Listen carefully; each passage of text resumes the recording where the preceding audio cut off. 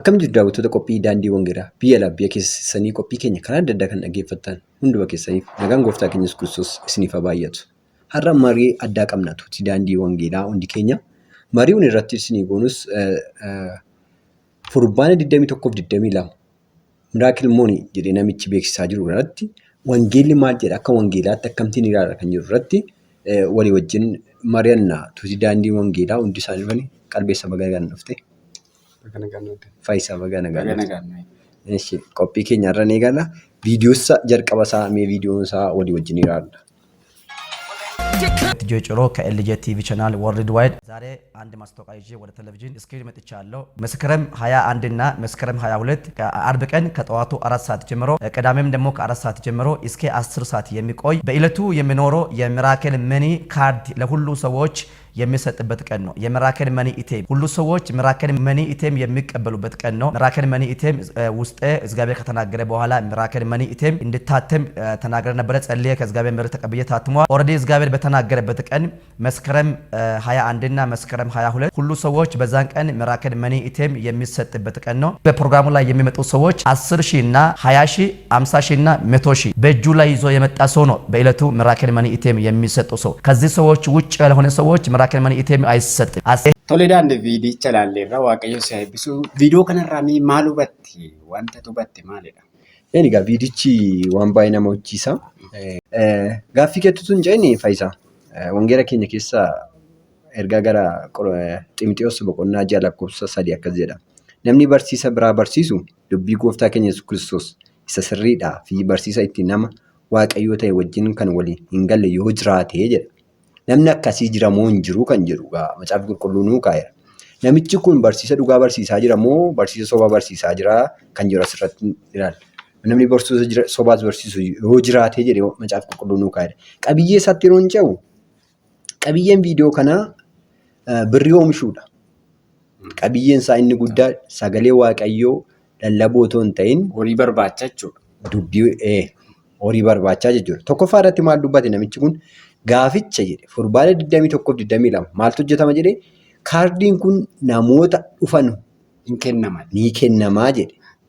Lammaffaa immoo maal jedhe ATMichi jedha mana isaaniitti fudhatanii ni galuu jedhe. Mana isaaniitti fudhatanii yeroo galu immoo birriin ni oomishamaafi jedha. Manumatti oomishamaa jechuudha. Manumatti oomishamaa jedha. Asirratti maal argina jechuudha? Waaqa tolfamaa mana isaaniitti akka isaan waaqeffachaa jiran argina jechuudha. Sadaffaa irratti immoo maal jedhaa? Amantoonnis ta'e namni gara biraa yoo dhufan minimum birriin kaa'e 10,000, 20,000, 50,000 fi 100,000 kennanii kan seenan. Namni amanaas ta'es amanaa kan hin taanes darajaa qaba jechuudha. Sadarkaa qaba kun 10,000, 20,000, 50,000, 100,000. Gooftaan keenya Yesuus Kiristoos dhiiga qaraaniyoon irratti nu dhangalaase garuu birriidhaan nu dhangalaase miti. Tola nu dhangalaase. Namni waaqayyotti kan amanu waaqarraa kan waaqayyoorraa kan waa fudhatu birrii kennee miti. Kennaan yeroo gooftaan Yesuus Kiristoos kennaa namaaf kennu kennaa gooftaan Yesuus Kiristoos namicha kanaaf birrii kennee miti kennaa kan kenneef yoo raajii dhugaadha ta'ee dhugu. Garuu inni amma namoota dhufan kana sadarkaa kaa'ee birrii oomishaa jechuudha. Phaawulos maal jedhee asirratti utuu hin baasiin fudhattanii utuu hin baasinii deemaatii wangeela lallabaa jedha.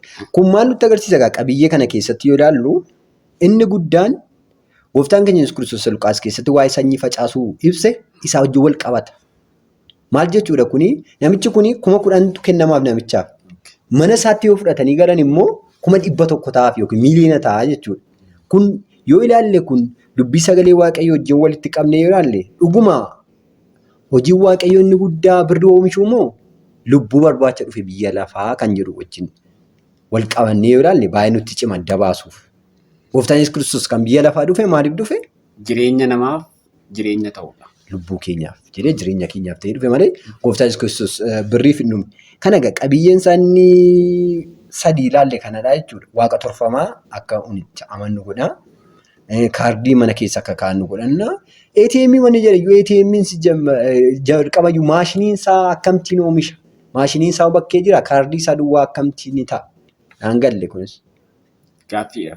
Kunu gaaffiidha. ATM jechuun kana miti qabattanii jirtu natti fakkaata. Qabiyyee viidiyoo ATM'n kana jechuudha. Kun viizaa jedhama. Inni immoo kan inni jedhe ATM. Kun viizaadha. Viizaa jechuun maashinii ATM hidhattaa birrii hidhattee ittiin baafatta. Inni immoo kan inni jedhe ATM manuma keessanitti oomishamu. ATM jechuun isa birrii oomishee baasu jechuudha. Inni kan inni kennu kanadha. Kan akkasii kennaa jedha. Akkamtiidhanii birrii akka inni oomishu jechuun saayii waliin fudhatu. Fulbaana 21 fi 22 inni dhaqamu jedhu kun raajiin kun ifumaa ifatti yoo ilaalle barsiisa sobaa barsiisa jennee lafa kaa'uu hin dandeenya jechuudha. Qalbiinsaa gabaabumatti horiidhaan kan bitame jechuudha. Horiidhaan kan bitame jechuudha. Eebbisu. Eebbifame. Asirratti akka wangeelaatti immoo qalbeessa maal hubatti? Namicha kanarraa maal hubatti? Akka wangeela keenya yookiin akka macaafa qulqulluutti yoo ilaalle maal si yaadachiisa namichi kun dhuguma macaafa qulqulluu keessa wanta akkasii birriin akka kurnuudha malee kan jiru oomisha akkasii jira. Mee kan akkamittiin ilaaltan? Waaqayyo si eebbisu jedha. Akka macaafa qulqulluutti kan inni ittiin wal qabatu tokko kan inni ittiin wal fakkaatu tokko namichi tokkotu jira. Isaan duratti garuu gaaffii tokkoon si gaafachuu nan barbaada. Gaaffii osoo hin taane wanta sirriitti anaafis akka inni ifa ta'uu fi dhaggeeffattoota keenyaaf illee akka inni sirriitti ifa ta'utti. Fakkeenyaaf namichi kun birrii 10,000, birrii 20,000, 50,000, 100,000 namni hin qabne hin galuu jechuudha moo maal jechuudha? Namni 10,000, 20,000, 50,000, 100,000 gaaficha charchii fuudhee nanne charchichaan galu. Charchichaan seenu jechuudha. Seenu kunuu nama dhiba. Charchichaan seenu jechuudha. Kuni baay'ee kan nama ajaa'ibudha. Keessumatti wangeela keenya wajjin hin faallaa kan ta'edha. Sagalee Waaqayyoo kanadha. Hiyyeessotaaf sagaleen misiraachoo lallabamaadha. Fayyaasii boqonnaa 60 keessatti sagaleen misiraachoo warra hiyyeessotaatiif lallabama. Gooftaan keenya Yesuus Kiristoos iyyuu yeroo biyya lafaarra ture jechuudha. Yeroo biyya lafaarra ture gooftaan keenya Yesuus lafa warra cubbamoota, lafa warra deegaa, warra waa tokko hin qabneefaatu iddoo sana dhaqa jechuudha gooftaan Yesuus Kiristoos. Caalmaadhumatti iyyuu jechuudha. Xiyyeeffannoon gooftaa keenya Yesuus Kiristoos warra gadi bu'e kaasuudha waantidha. Akka wangeela keenya keessatti immoo namicha tokko natti fakkaata. Simoon namichi jedhamu tokkotu jira wangeela keenya keessaa jechuudha. Hojii ergamootaa boqonnaa 8 lakkoofsa bal'inaan lakkoofsa 4 kaanee yoo dubbifanne nu ibsa. Hangaruu lakkoofsa 9 irraa kaasee nan dubbisa. Yaada achi keessa jiru tokko isaa wajjin kan wal fakkaatu namicha tokkotu jira jechuudha. Wangeela hojii ergamootaa hojii ergamootaa boqonnaa 8 lakkoofsa 9 kaaseen dubbisa. Mandara sana namicha Simoon jedhamu qoricha namatti gochuu isaatiin namoota Samaariyaa dinqisiisee nama guddaa kan ofiin jedhee tokko jira ture. Namoonni mandara sanaa hundinuu xixinnoota hamma gurguddootaatti dubbii isaa dhugaadha jedhanii fudhatanii namichi kun humna Waaqayyoo isa guddaa jedhamee waamamu of keessaa qaba jedhaniidha. Keessumatti as keessaa naannoo lakkoofsa 18 immoo yoo naqee dubbise jechuudha. Simoon yommus harki ergamootaa nama irra kaa'amuudhaan hafuurrichi akka kenname arginaan horii ergamootaa fide. Harka koo kanaan irra kaa'u hundinuu hafuura qulqulluu argatuuf humna akkasii anaafis immoo kennaa jedhe. Phexros garuu deebisee fi kennaan Waaqayyoo horiidhaan hin bitama jettee waan yaaddeefi horiin kees si wajjin habadu. Yaanni garaa kee Waaqayyoo duratti qajeelaa waan hin ta'iniif ati dubbii kana keessaa hin qabdu, qoodas hin qabdu jedhee yeroo ittiin jedhetu argina jechuudha. Kutaa kana keessatti jechuudha. Bara ergamootaa jechuudha. Yeroo ari'atamni waldaa kiristaanaa keessa ture, waldaan Yerusaalem keessatti ari'annaa gurguddaa ta'e yeroo sana keessatti jechuudha. Phaawulos faan yeroo sana waamamne Phaawulos waldaa kiristaanaa ari'achaa ture. Goolii guddaan waldaa Yerusaalemiin keessatti ka'eetu isa booddee amantoonni bittimmaa'an kuni biyya Samaariyaa dhaqan. Gara Samaariyaatti gaafa dhaqanii gadi bu'anii jechuudha. Achi namicha tokkotu ture. Warri amantoonni bittimmaa'an suni wanti nu hubannu achi keessatti wangeela lallabaa turan. Eeguma bittimmaa'an iyyuu Samaariyaa keessatti wangeela lallabaa turan isaan. Namichi tokko garuu kan qoricha namatti kan Simoon jedhamu kuni isaa wajjin wal fakkaata kanan jedheef. Xonqaayii beekamaa tokko jira ture biyya sana keessa. Xonqaayii baay'ee beekamaa tokko ture. Namoonni bakka hin dinqisiifatu xinnaanis guddaanis ayiree kun raajii isa bakkichuun guddaa akka humna Waaqayyoo isa guddaa irra jira yeroo isaan ittiin jedhaniitu jira jechuudha. Innaa isa booddee gaafa tokko immoo Filiphos wangeela itti lallabe Samaariyaa sana keessatti. Wangeela gaafa itti lallabu hin amane. Ofuma isaatii namtichi inni qoricha godhe sun iyyuu jechuudha. Inni qoricha namatti godhe sun iyyuu hin amane ofuma isaatii. Gaafa amanu Filiphosiin biraa hin isa booddee waldaan sana keessatti warri Samaariyaa sana keessatti wangeelli akka inni lallabame arginaan Phexrosii fi Yohaannisiin erganiif amantoonni jechuudha.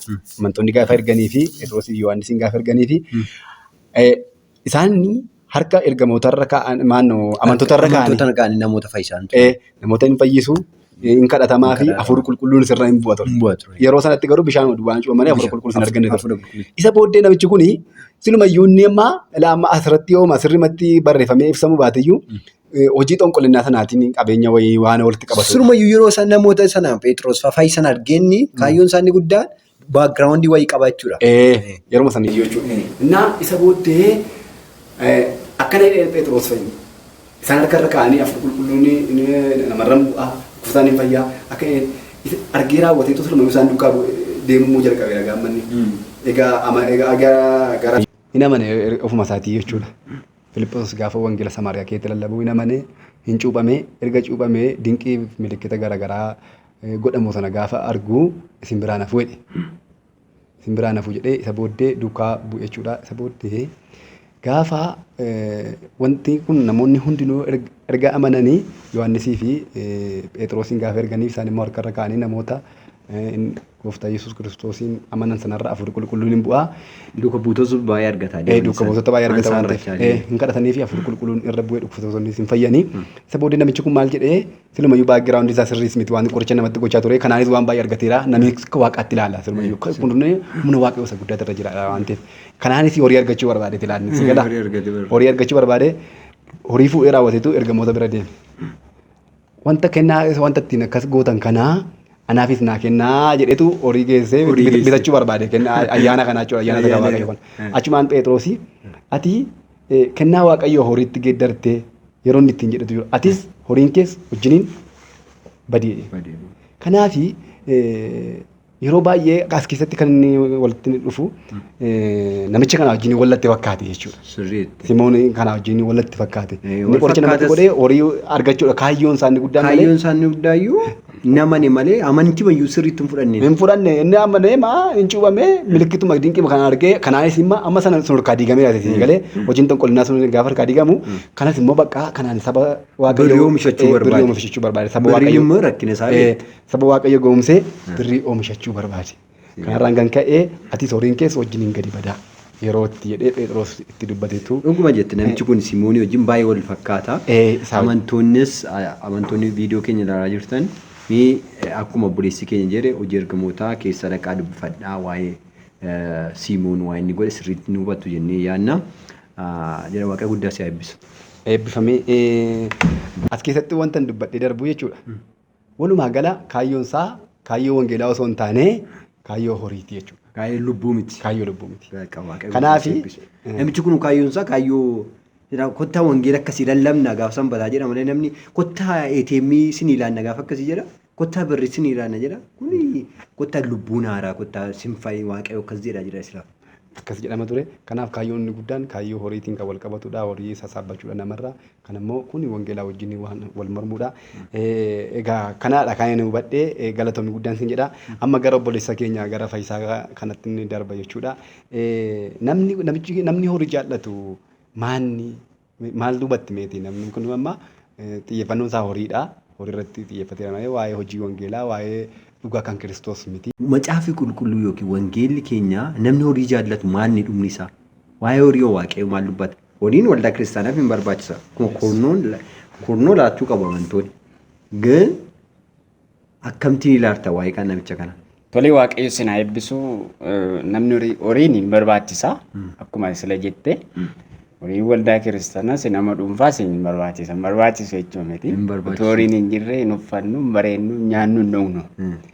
Gin horiin dhugaarraa fagaate horii miti. Horiin dhugaarraa fagaate horiin ta'u badiidha.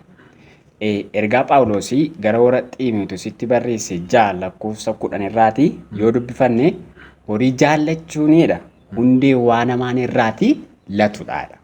Horii jaallachuun hundee waa namaan irraa latu. Kana jechuun namni horii irratti of dhiisee, namni horii irratti of gate, namni sammuunsaa kun horiin bitame hundee waa namaati jechuudha. Gaafa horii jaallatu namni maal bu'aansa maal argachuuf deemaa rafeeta? Du'a jechuudha. Badiisa jechuudha. Garuma gadiitti yoo dhaqnee dubbifanne akka jedhu isaan warra akkasii kunidha. Amanticharraa maal ta'aniiru jedha. Badaniiroodha. Waraansa baay'eedhaanis maal ta'aniiru kan nama dhibu waraanamaniiru. Kanaaf kana jechuudha bu'aansaa. Gabaabumatti macaafa qulqulluu keenya keessatti immoo kanaaf wangeelli maal nuun jedha isaan nagaa jechuu baraayyuudha. Biroota boqonnaa 13 lakkoofsa 5 irratti akka jireenya keessaniif horiidhaaf sassataa hin ta'inaadha. Akka jireenya keessanii horiidhaaf sassataa hin ta'inaadha. Wanta argattanii nagaa jechuu baraayyuu jedheetu dubbata Ibroota keessatti. Waaqayyo matumaa isin hin buusu isin hin dadhabullee jedheetu dubbata. Kan nama dhibu jechuudha. Waaqayyo matumaa isin hin dadhabu isin hin buusu jedheetu dubbata. Horii jaallachuun egaa gaafa namni sammuusaa kana gara horiitti geessu, gaafa qalbiisaa gara horiitti geessu namni maal ta'a beektaa? Yaada Waaqayyoo keessaa ba'a, dubbii Waaqayyoo keessaa ba'a, of ta'a. Gaafa kana immoo akkuma jalqaba laallee hin du'a, hin waraanama jechuudha. Arfii du'aa sanaan waraanama jechuudha. Badiisa bakka gabaabumatti kan ilaallu. Kanaaf qabeenya jireenyaan ta'u. Qabeenyi jireenyaan ta'u. Jireenya kan ta'u wangeela keenya wangeela sana dhugicha sana keessa gaafa gallu jireenya taana. Macaafni qulqulluun maal jedha? Duraan dursaati mootummaa Waaqayyoo barbaadaa jedha. Inni kaan immoo isinii wanti isin barbaachisu hundumtu isiniif dabalamaa jedha. Kun macaafa qulqulluudha jechuudha. Kanaaf kiristaanni qabeenya jireenya godhachuu hin qabu. Waldaan kiristaanaallee kanarratti dammaqxee barsiisutu isheerra jiraata. Qabeenya jireenya godhannu kan nuti jireenya godhannu wangeela isatti waamamne sana dhugichi gaafa jireenya godhannu wanti nu barbaachisu hundumtu nuuf ta'a jechuudha. Macaafni qulqulluu akkatti nu barsiisa. Duraan dursaati mootummaa Waaqayyoo barbaada. Inni kaan immoo isiniif dabalamaa jedha. Namni gaafa sammuunsaa jireenyaan bitame maal keessa jira jechuudha? Jireenyicha keessaati bahee ala jira jechuudha. Ala jira jechuudha. Kanaaf macaafa qulqulluu keessaati yoo dhaqnee dubbifanne Luqaas 12:15 yoo dubbifanne kanatti fufee jedha. Ilaalladhaa sassata hundumaarraati of eeggadhaa jira. Jireenyi eenyullee baay'ina qabeenya isaarra hin dhaabbatu jedha. Jireenyi eenyullee baay'ina qabeenya isaarra hin dhaabbatu. Kanaaf ilaalladhaa of eeggadhaa sassataan ta'inaadha. Namni sassataan immoo gara gadiisaatti namni sassataan waaqolii tolfamoo waaqessaa jedha. Namni sassataan waaqolii tolfamoo waaqessaa jedha. Efesoon boqonnaa 5 lakkoofsa 5 irraati dubbifachuu dandeenya. Namni halalee yookiis xuraan yookiis sassataanii mootummaa Kiristoosii fi mootummaa Waaqayyootti galuu akka hin dandeenye namni akkasii waaqolii tolfamoo waaqessa jedha. Biyya saamnee miti kan waldaa ijaarru saba saamnee miti kan wangeela lallabnu dhugaa wangeelichaa gaafa itti lallabnu dhimma isaa lafti onaan hin lalisa.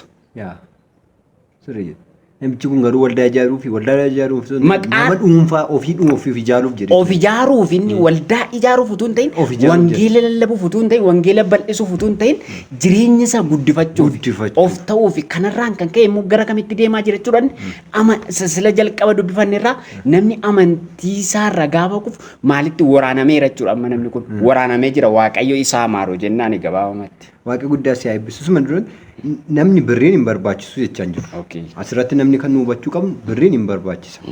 Namni waan ittiin jiraatu, waan keessa jiraatu akka isa barbaachisu Xiimotewos gubbaa keessatti nu barreessee jira. Kanaafiyyuu birriin hin barbaachisa. Waldaa kiristaanas birriin hin barbaachisa. Garuu namni birriitti waaqeffachuu hin qabu. Waaqolii namni akkasii immoo waaqolii tolfamoo waaqessaadha. Akkuma Museen yeroo uumame yeroo sana maal hojjechaa jiru isaan siidaa godhatanii sabni Israa'el waaqeffachaa ture. Akka kana ta'ee jechuudha namni birriitti dhaqee waaqeffachuu qabu jechuudha. Gaafa sammuusaa ta'u jechuudha. Sammuusaa gaafa ta'u. Garaasaa gaafa dadhabu jechuudha. Namichi kun kana duwwaa miti. Yeroo darbe immoo saayikooloojii uummata keenyaa bareeda namichi kun. Xiinsammuu nama keenyaa bareeda. Yeroo darbe immoo minxaafii keessaa birrii isinii baasaa jedhee birrii kakaasaa ture. Viidiyoo isaa hin agarsiisne. Kuni namichi kun xiinsammuu namaa qorachaa jira. Namni akka birrii barbaadu waan beekeef. Fedhii namootaa qoratee argeera. Hubateera. Fedhii namootaa waan argateef kanaaf jedhee namootarraa nyaachuu barbaada. Inni guddaan namni kamiyyuu birrii 10,000 haa ta'u 10,000 jedhamti diimoo tokkoon kennuuf hin qaban. Kennuuf hin qabu. Namni kamiyyuu macaafa dubbisuutu irra jiraata. Wangeela olaanfachuutu isarra jiraata. Namni afaan kana dhagahu hundiyyuu namni wangeela kana dubbisu hundumnu adaraan siin jenna akka tuuta daandii wangeelaatti hundi keenya adaraa keessan amma 10,000 dhaxxanii namicha kanaaf laattan waldaa iddoo wangeelli dubbiin sagalee waaqayyoon Great Commission wajjin taatanii namoonni wangeela lallaban baay'ee jiru isaanii wajjin ta'anii dhaqanii biyyoota wangeelli hin geenye geessisuu hin danda'u. Amma birri isaanii 10,000 100,000 baasan akkas godhanii baay'ee nutti tola akka tiimii keenyaatti jennu. Wanti dabalatu qaba. Galatoomaa ulfaadhaa isiniin jecha kuni akka waldaa kiristaanaa yeroo ammaatti kun gufuudha jechuudha. Kun waldaa Pirotestaantii wajjin kan wal laalatu miti jechuudha. Nunu bakka nu bakka bu'u waldaa kiristaanaa keenya bakka bu'u yoomiyyuu jechuudha wanta akkanaa jechuudha. Wangeela keenya wajjin waliin deeggaru wanti waliin deeggaru. Kanaaf ani gama kootiin dhaamsanii hordoftoota keenyaa fi amantoota keenyaaf dhaamsanii qabu. Yoomiyyuu ta'inaan wangeela keenya gooftaa keenya Yesuus Kiristoos kan namni dubbifate yoomiyyuu hin dogongoro. Irraas hin kaatu. Gooftaa Yesuus dubbateera waan ta'eef isin dubbicha waan hin beekneeftu irraa kaattuu jedha gooftaan. Sababni isaa wangeela kana dubbifanne jennaan ergaan tokko gaafa dubbatu amma fakkeenyaaf waa'een itemmi hin jiru wangeela keenya keessa. Teekinooloojii globalaayzeeshinii hin fideedha. Itemmi nama hin jiru wangeela keenya keessa jechuudha. Horii dhumti iyyuu immoo akkuma wangeelli keenya sila dubbataa ture karaa wangeelaa dubbifanneerraa wangeelli hin dubbata waan ta'eef jechuudha. Horiin silumayyuu miila keenyaa gadi. Nuyi gadi ta'uu qabdi. Waaqayyo gadi ta'uu qabdi. Waaqayyo miti nuyi gadi ta'uu irra jiraata. Namni akkasii immoo beektaa ija gaarii illee hin godhatu. Firee gaarii hin baafatu. Ija gaarii hin godhatu biyyaaf hin ta'u, sabaaf hin ta'u, namaaf hin ta'u. Maatiiwwan boqonnaa 13 lakkoofsa 22 irraa dubbifanne namni qabeenyaan goyoonfame qabeenyaan hudhame maaliin ta'u jedha. Soorummaadhaan hawwii soorummaatiin hudhame ija hin godhatu jedha. Kanaaf bakka jiranitti daawwattoota keenyaaf dhaamsa guddaa kan hin qabu wangeela gooftaa Yesuus Kiristoos kana dubbifachuu.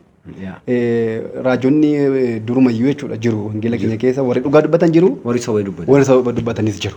Garuu raajonni bakka nu hin bu'an. Raajonni garuu pheenxummaa yookiin pheenxeessa jedhan kana yookiin warra wangeela manan nuun bakka hin bu'an. Isaan akka kennaa tokkotti lallabu warri of baasanii jiran kun pheenxee bakka hin bu'an namoonni tokko dogoggoraan sin pheenxonni raajota akkasii qabdu naami kan nuun jedhanis bakka nuun bu'an asirratti akka nu hubatan barbaadeetan.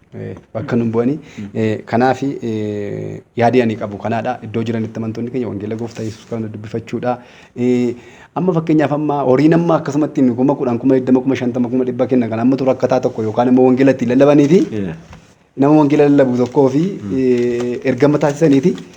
Isaan amma akkuma namtichi tokko amma birri 10,000 san ammatu wangeelaaf gumaacha godheeti. Isaanis akka nama wangeela gooftaa Yesuus Kiristoos kan lallabutti fudhatamu garuu dhaqanii nama dhuunfaati gaafa kennitu mana keessa eebbi galu tokko yoo hin jiru karaa waaqaas eebban argattu lafarraas eebban argattu kun waanuma sagalee gooftaa keenya Yesuus Kiristoos wajjin wal faalleessadha waan ta'eedhaaf amantoonni keenya bakka jiranitti of eeggannoo akka godhanii waldaan amma yeroo ammaa kana jechuudha guuteera biyya lafaa kana keessa waldaan guuteera waluma isaa yoo wallaaleeraa jiru.